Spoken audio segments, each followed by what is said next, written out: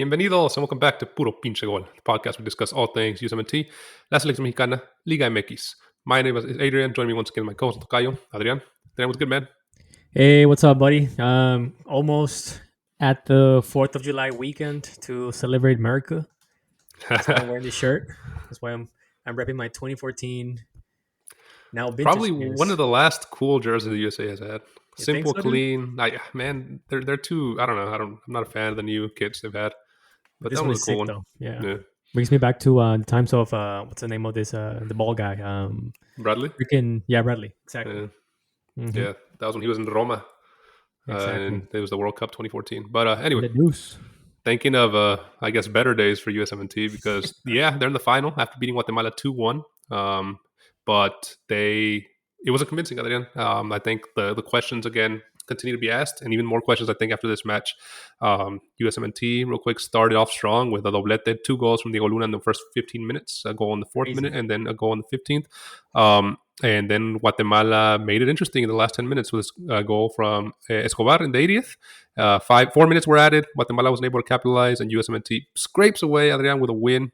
Ultimately, Pochettino, has gotten the USMNT to the final, so that's good for him. But Adrian, do you have the stats there over on your screen that you can go over for us? Yes, sir. The stats, according to my very unique research here, the USMNT had 12 shots, Guatemala had 20 shots. Out of those 12 shots, the USMNT had 7 on target, Guatemala had 5.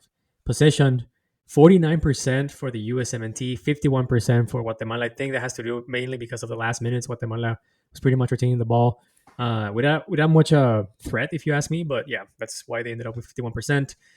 Total passes, 383 for the USMNT, 386 for Guatemala, so very close on the same thing. Same thing for pass accuracy, 82% for the USMNT, 84% for Guatemala. Fouls, though. Both of them foul each other a lot of times. 15 fouls, 4 yellow cards for the USMNT, 2 for Guatemala, and a total of 2 corners for the USMNT, and then 6 corners for Guatemala. So, yeah, very even match. Yeah. For those of you wondering, those 4 yellow cards the USMNT received, that does not lead to any suspensions for the final. After the quarterfinal, it's wiped. Mm-hmm. So it's a clean slate. So those got a lot of yellow cards, but thankfully for them, the USMNT did not lead to anything greater there. The lineup here for the USMNT, 4-2-3-1 for Pochettino's men. In the back, Matt Freese, after becoming a hero for the U.S. national team in the previous round against Costa Rica, stopping 3 penalties in the penalty shootout, gets the start. The 4 in front of him, 2 center backs, Chris Richards, Tim Ream, and left side Arfston, right side Freeman. Above them, the 2 kind of pivot roles are Adams and Luca del Torre. Above them are Tillman in the middle. On the left, Diego Luna. On the right, Sebastian Berhalter. And once again, the lone forward, the lone number 9, number 24, Aguiman. Adrian, let's start with the, I guess, the hero of the match for the USMNT, Diego Luna, who we said plenty of times in previous videos that he's probably the best player in MLS and definitely the best player today. Was able to capitalize on that early goal in the 4th minute, get a rebound and score, and then did a really good solo effort to get the USMNT up early. He's had up and downs in this tournament. Were you impressed with him today?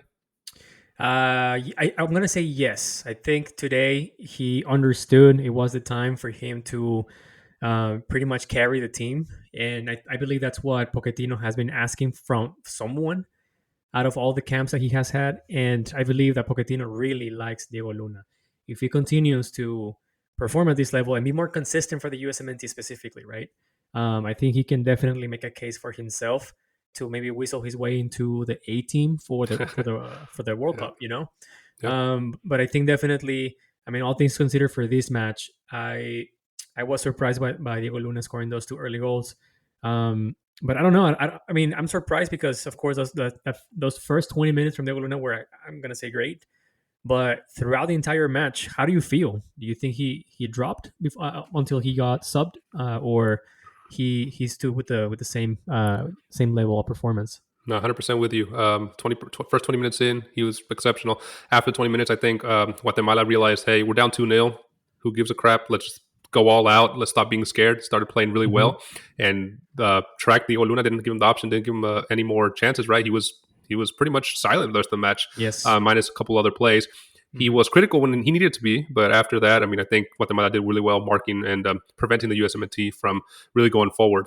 After the 20th minute of the first half, it was all Guatemala until the halftime. Hmm. USMNT got lucky. Halftime came because a goal was coming for Guatemala. USA started off strong again in the second half, but then dropped again, and we saw Guatemala scored, and it was all Guatemala for the second half of the second half. So yeah, I agree with you. I think Diego Luna did what he needed to do in the minutes he had to do it, and then kind of Hmm. disappeared. But I just saw a rumor that, and I'm gonna need to check my sources. It was right before this, but it seemed credible that Diego Luna is on the eyes of Leeds and Celta Vigo out there in Europe. Wow. All right. So hopefully, I didn't just do what that commentator did for Club World Cup yesterday, where he said. Yeah, he fell for a fake rumor on Twitter. Somebody said that Bayern Munich was closing in on on Sebastian Berhalter, and he said it on live to me. Yeah, and Berhalter is getting close to Bayern Munich move, and it was a troll account.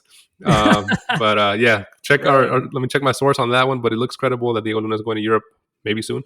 But Hopefully. was able to take his chances, and the USMNT, obviously won. But Adrian, I think the weak point and the point that we need to mention today is how vulnerable the USMNT looked with overhead balls and just long balls played. Yeah. I think, especially in the first half, there was many chances where Guatemala just literally went your easy, I would just play it overhead, que sea lo que Dios quiera, and Hmm. let's see what happens. And it was beating Tim Ream and Chris Richards that way. What are your thoughts on this? I mean, if I'm Mexico or Honduras, I'm gonna capitalize on this after watching this match. This is very interesting because I don't think I remember the last time we saw a USMNT side with this vulnerability, right? I think I'm gonna go ahead and say that for the most part, physicality and just aerial threats for the USMNT were, I'm not gonna say non-existent, but against CONCACAF teams aren't that necessary. The USMNT doesn't really care about trying to defend during a set piece against Mexico, against Guatemala, Honduras, whatever the case may be, right? Maybe against Jamaica because they match that physicality, but against these other teams that are not great at set pieces or they don't have very tall players, right? It's a so I was surprised to see this. I mean, I saw Team Brain and Chris Richards just freaking struggling trying to catch up after the ball passed them through. And listen, I mean, Team Brim he's not a young lad, he's not a youngster, so I guess he was relying too much on his expertise to catch up whenever those balls were going through the air. But facing I guess, a more seasoned player or someone who is slightly faster than today's strikers, I think the USMNT will be in a big trouble, in a big pickle, man.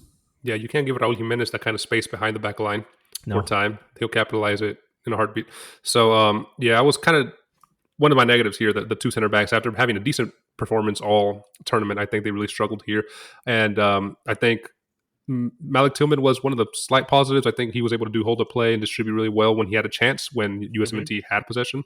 He was the one player that I think did not give up the ball within 2 or 3 touches and 2 or 3 Yeah. seconds. His maturity really showed there. But Adrian, I think we need to mention Aguimang, who I think once again was a very disappointing in this game. Yeah. He had a really good counterattack with him and Diego Luna, and he plays it behind him on a very routine, very easy, simple pass that Yeah. anybody who's ever played soccer or football before can make. And he didn't really have his one golden opportunity, that header straight to the keeper. Yeah. I mean, again, it's tough. It's tough to make to find something positive out of Aguimang's performances, right? I think it would be different if he was scoring. Like if he was scoring and making these mistakes, who cares? Forgiven, right? Yep. Exactly. Who cares? It's not important. He's essentially doing the one job that he needs to do, which is finalize, tap it at the end, finalize the play, right? But he's not doing that. He's not being challenging for the opposition's defense. He's screwing up link up plays. He's not necessarily a good, reliable support for the wingers in any way whatsoever. So I don't know. I mean, I have yet to understand why Mauricio Pochettino continues to trust Aguimang. Maybe it has to do with something like, hey, you're my boy, and I'm gonna keep up with you as much as I can, or as long as I can, until someone else comes in and shows that deserves the number 9 spot. Someone that is fit, someone that is not getting injured constantly. But I, it beats me, man. I don't think the USMNT has any I don't think the balance is on the USMNT side with Aguimang on the top.